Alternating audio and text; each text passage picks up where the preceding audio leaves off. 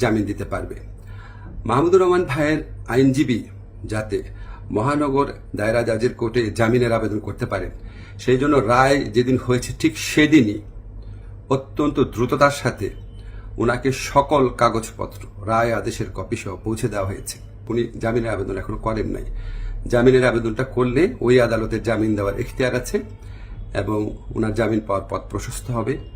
উনি মুক্তভাবে ওনার যে দেশপ্রেম থেকে, দায়িত্ববোধ থেকে উনি ওনার সাংবাদিক হোক বা বুদ্ধিজীবী হোক বা ওপিনিয়ন মেকার হোক, উনি ওনার ভূমিকা পালন করতে পারবেন অচিরেই, সে প্রত্যাশা করছি।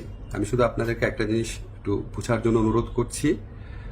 আমি আইন মন্ত্রণালয়ের দায়িত্ব পাওয়ার পর মাহমুদুর রহমান ভাইয়ের স্ত্রী ও সাংবাদিক শফিক রহমান ওনারা যখনই আবেদন করেছেন সাজা স্থগিত করার, সেই আবেদনে আমাদের মতামতের ভিত্তিতে ওনাদের সাজা স্থগিত করা হয়েছে।